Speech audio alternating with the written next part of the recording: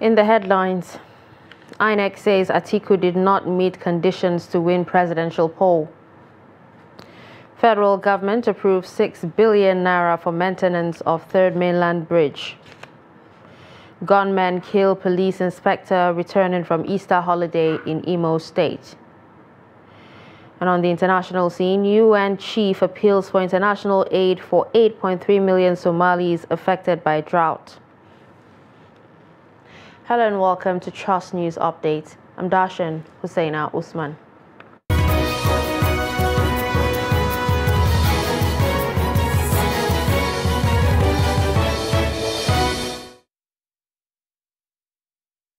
And we begin with politics, where the Independent National Electoral Commission says the presidential candidate of the People's Democratic Party, Atiku Abubakar, did not meet the constitutional requirements to be declared winner of the February 25th election.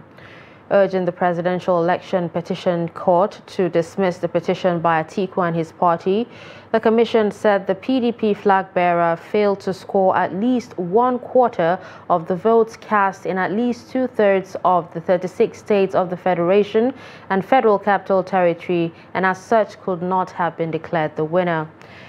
As against the claim by the petitioners, INEC added that the election was conducted in substantial compliance with the Electoral Act 2022 and was not marred by any corrupt practices. The Commission said the President-elect, Bola Tinubu, validly won the election as he met all the legal requirements to be so announced as the winner. INEC added that by the margin of the lead, it did not act hastily as claimed by Atiku and the PDP in declaring Tinubu the winner. The Independent National Electoral Commission said it would hold supplementary election in Port Harcourt 2 and Kana-Gokana federal constituencies on Saturday, April 15, 2023. This was disclosed Tuesday in a statement signed by the resident electoral commissioner in Rivers State, Dr. Johnson Sinikem. According to the REC, the election will commence at 8:30 a.m. in the local government areas. He noted that election will be held at Kana wards 04 and 07 across 42 polling units. In Port Harcourt, Sinikem explained that election will be held on 377 polling units within Ward 05, 10, and 28. Assuring commitment of the INEC in the supplementary poll, the REC urged voters from affected areas to come out en masse and exercise their franchise on Saturday. The All Progressives Congress in Rivers State has compared the actions of Governor Nyesom Wike in the aftermath of the 2023 elections to the 1972 Watergate scandal in the United States of America under President Richard Nixon. Spokesperson of the All Progressives Congress in the state, Darlington Nwauju, made the comparisons in Port Harcourt while analyzing the governor's recent media chat. The report. The APC spokesperson says Governor Wike admitted to conniving with operatives of the Nigerian police to steal their documents. He also said Wike admitted that he and INEC and the police arrested 3 lawyers of the party to obtain the party's evidence of the electoral heist that took place in the state. By this very public confession of Governor Wike, it is very clear that the laptops and other evidence is critical to the APC litigation and elections petitions tribunal were hacked into in order to steal information. This, to our mind, should be of very serious concern to Nigerians. The APC's position is that the media chat has confirmed the fears of the peoples of Rivers State that Governor Wike actually positioned some loyalists of the PDP at INEC office and has been working in cahoots with them, which led to the attack of the APC governorship candidate, Tonye Cole. We are fully aware that the so-called protesters stationed at the INEC Port Harcourt office are not there to prevent the smuggling in of results that were written anywhere, as the governor claimed in his media chat. We are rather aware that the protesters are there to give shield to the INEC officials who are still busy writing results to match the figures that were ridiculously announced on the 18th of March 2023 in favor of the PDP. The dramatic conclusion of the APC spokesman is that what Governor Wike did by brandishing a flash drive purportedly containing details of the APC legal briefs is similar to 1972 Watergate scandal in the United States of America under President Richard Nixon. He therefore called on federal government and relevant stakeholders, security agencies to probe into political situation in Rivers State. Justice James Omotosho of the Federal High Court in Abuja has nullified and set aside the ward and local government congresses purportedly conducted on February 7th by the All Progressives Congress in Kogi State. The congresses were for the purpose of nominating APC's governorship candidate for the November governorship polls. The court voided the two congresses on the grounds that they were not conducted in compliance with the Electoral Act 2022 and the Constitution of the APC. Delivering judgment, Justice Omotosho also barred the Independent National Electoral Commission from according recognition to the unlawful delegates list that emanated from unlawful congresses for the party for the purpose of selecting its governorship flag bearer.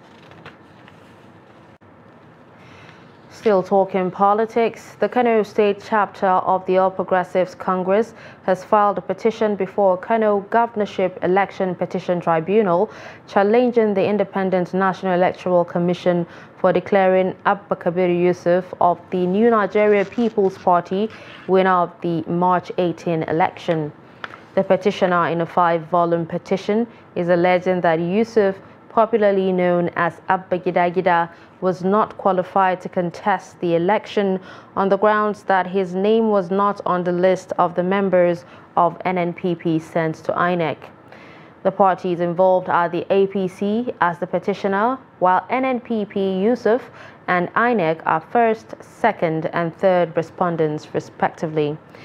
The respondents have 21 days to respond to the petition after court processes served on them.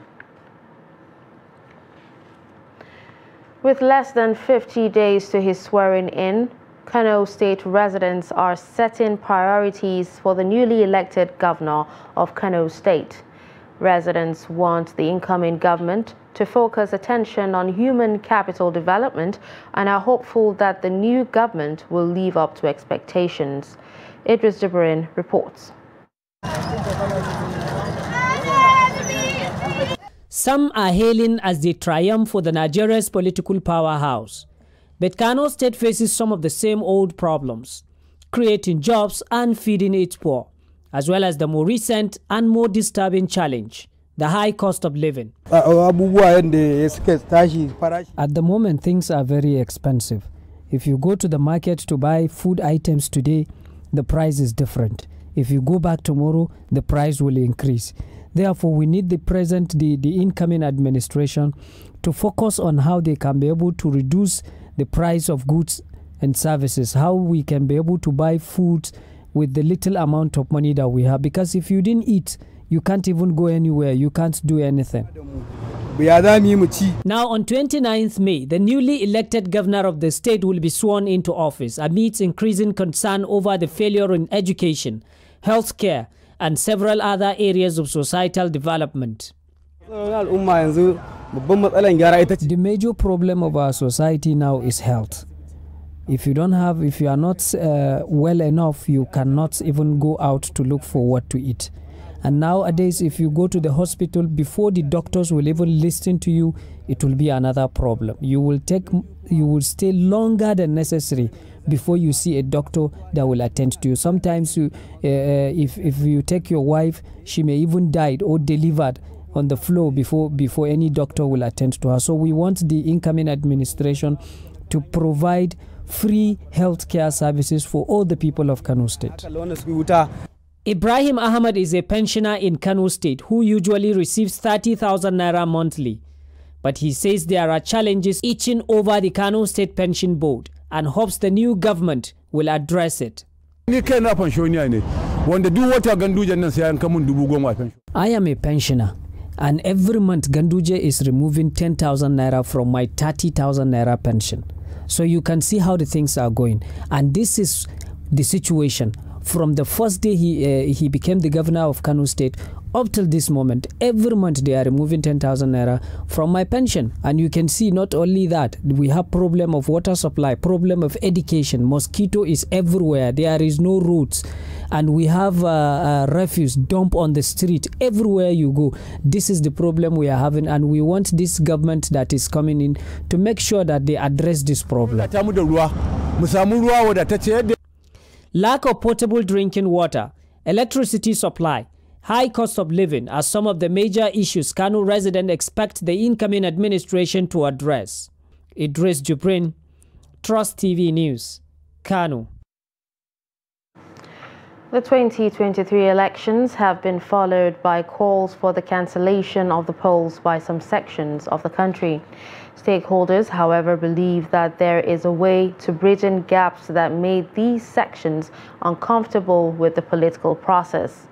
Correspondent Abubakar Abdullahi tries to identify a unifying factor in the aftermath of the 2023 general elections.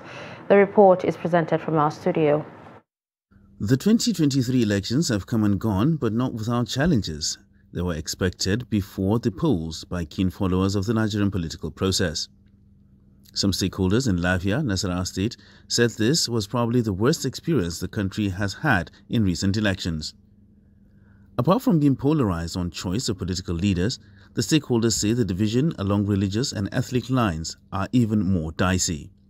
In the past, we've had elections where candidates will come out to contest on issues that affect Nigeria and Nigerians. But this time around, almost everyone is guilty because the candidates and the political parties came out to contest, except for the few ones, not on issues, but religion, ethnicity, or regionalism.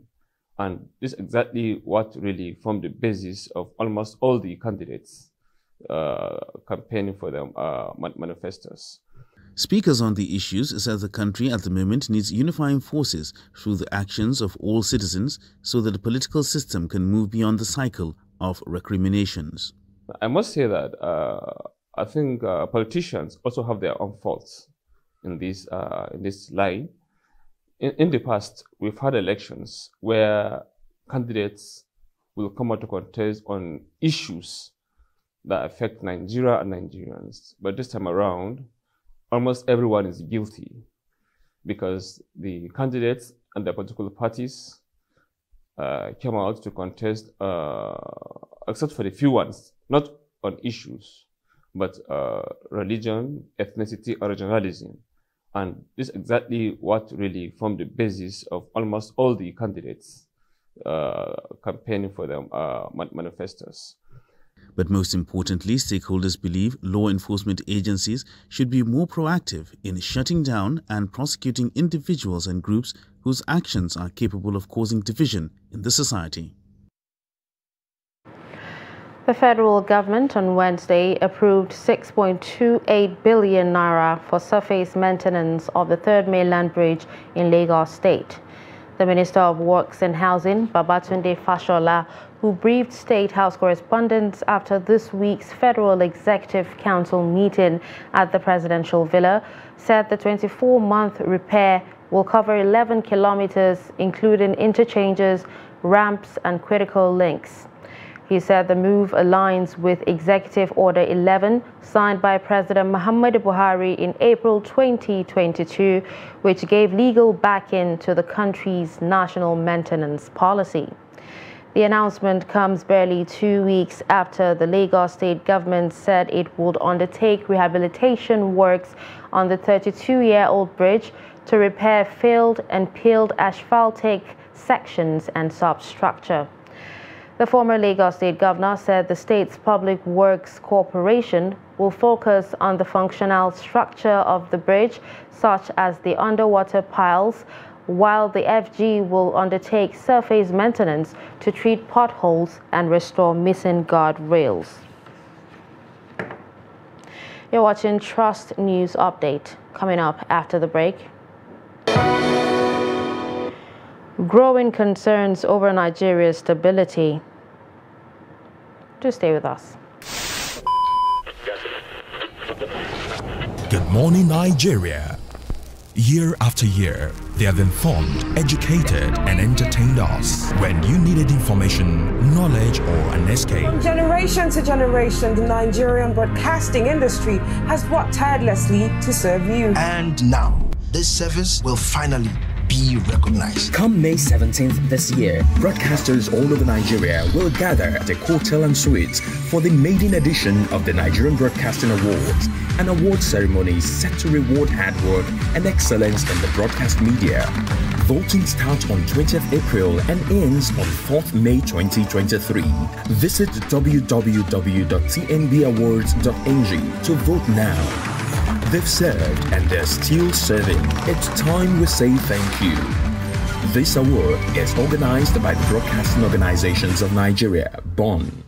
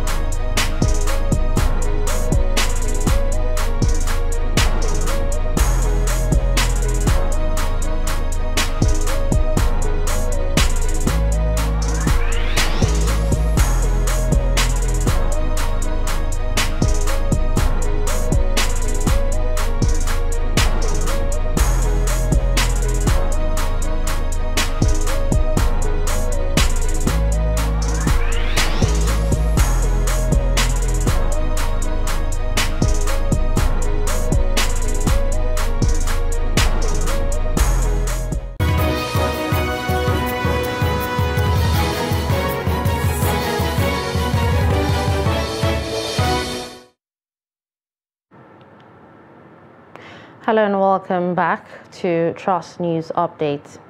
Now let's take a look at the highlights of our top stories. You heard that INEC says Atiku did not meet conditions to win presidential poll. You also heard that federal government approved 6 billion naira for maintenance of Third Mainland Bridge. Now moving on to security. A police inspector identified as Augustine Ukebu has been killed by some gunmen in Imo State. Police sources say the policeman was killed at his village at Umoshike Ogbo in Abo Mbesi local government area of the state after celebrating the Easter with his family. It was gathered that the inspector was kidnapped from his house upon his arrival from his base in Owerri and was later found dead in a bush along Mbutu in the local council. Police were said to have visited the scene and discovered the inspector's corpse. The corpse was later deposited in the mortuary and the vehicle recovered by his colleague. The police public relations officer, ASP Henry Okoye, who confirmed the incident, said the police has commenced investigation. There are growing concerns over the activities of certain forces within and outside Nigeria aimed at undermining the stability of the country in the aftermath of the just concluded elections. It is against this backdrop that some civil society organizations and other concerned Nigerians across regional and political divides are calling on citizens to shun such centrifugal forces in the interest of unity and stability of the nation. Trust TV Shafiu Suleiman reports. The dust generated by the just-concluded elections in Nigeria is yet to settle, despite proactive measures to mitigate challenges arising from the outcome. The activities range from calls for interim national government by subversive elements to inciting statements by political actors in the face of growing poverty. These actions have resulted in the deepening of ethnic and religious fault lines and are painting the picture of a country working on power gyros. Apart from the internal agitation that we have started perceiving and we're seeing in the country, we have also started perceiving some dangers coming from outside the country, where some enemies of Nigeria are also trying to take advantage of the situations and try to see how they can instigate and also incite some of, especially the young people. Election was conducted under the Independent Electoral Commission and empowered by the 1999 Constitution. The Constitution gave the power to Independent Electoral Commission to conduct election from state level to local government level to the federal level, which they have done, and the winner has been declared. While well-meaning Nigerians struggle to douse a dangerous ethnic and religious tension, subversive elements are allegedly working in cahoots with foreign interests to undermine the unity and cohesion in the country. What they need to do is for them to rally around who has been declared as winner of the 2023 general election and to think about to rebuild Nigeria. What we need in Nigeria is peace. What we need in Nigeria is unity. What we need in Nigeria is progress. As a nation, we need national reconciliation and nation building to give hope to the next generation, which is the youth, because you cannot prepare the future for the youth. You can only prepare the youth for the future. Those people that are calling for the stabilization of the country, trying to see how they can create a lot of chaos in the country, they have gotten other places where they can live, where they can settle with their own family. But those young people that are going with them and also borrowing live from their own sentiment, they do not have any way to go. Litigations arising from the conduct of this year's cycle of elections will soon commence at the election tribunals. Nigerians are warning desperate politicians to have a rethink and desist from inflaming the country due to myopic interests and inordinate ambitions. Shafiu Suleiman, Trust TV News, Abuja. The National Assembly has passed the Investment and Securities Bill, which includes provisions of possible jail sentences for those who promote Ponzi schemes in Nigeria. At plenary, the Senate President, Ahmed Lawan, stated that the bill is expected to protect investors, adequately regulate the market, reduce systemic risks, as well as provide for more stringent punishments for operators of Ponzi schemes. Speaking as of the time the House passed the bill, Chairman of the House Committee on Capital Markets and Institutions, Babangida Ibrahim, stated that the ISB 2023 is capable of transforming the capital market, attracting foreign investors as well as boosting investors' confidence, among others. One of the developments that the new bill brings is the prohibition of Ponzi pyramid schemes, which have led to the loss of billions of naira on the part of victims and also affected confidence in the investment climate in Nigeria. The passed bill prohibits Ponzi pyramid schemes as well as other illegal investment schemes and prescribes a jail term of not less than 10 years for promoters of such schemes. On the foreign scene, UN Secretary-General Antonio Guterres has appealed for massive international support for Somalia, which is facing the worst drought in decades.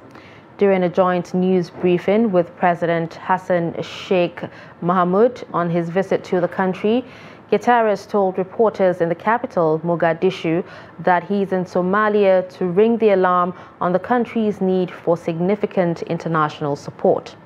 President Mahmoud said the visit assures that the UN is fully committed to supporting their plans for state building and stabilizing the country. 5 successive failed rainy seasons in parts of Somalia, as well as Kenya and Ethiopia, have led to the worst drought in 4 decades, wiping out livestock and crops and forcing at least 1.7 million people from their homes in search of food and water. In sports, Fatai Osho has returned as assistant coach of Nigeria Premier Football League champions Rivers United 48 hours after resigning from the post. Osho reportedly resigned from the role due to disrespect and contempt from the club's management. According to reports, the young tactician had a strained relationship with the club's general manager Okechukwu Baluku. Osho had been linked with the vacant coaching job at another NPFL club, Nasarawa United. He has been working as an assistant to Stanley Eguma since 2021. The tactician has also worked with Remo Stars and Eyimba in the past. And finally, on a sad note, a former Borno State Commissioner for Poverty Alleviation and State House Assembly member-elect for Chibok local government area, Nuhu Clark, has passed away in India after a protracted illness. According to a family source, he had been hospitalized for months before he passed away on Tuesday evening in India. Until his demise, he was a one-time chairman, Chibok local government area, a commissioner in the Ministry of Poverty Alleviation, and a member-elect who represented Chibok local government constituency, Borno State House of Assembly. And with that, we've come to the end of Trust News Update. Don't forget to follow us across all our social media platforms. I'm Darshan Hussaina Usman. Thanks for watching.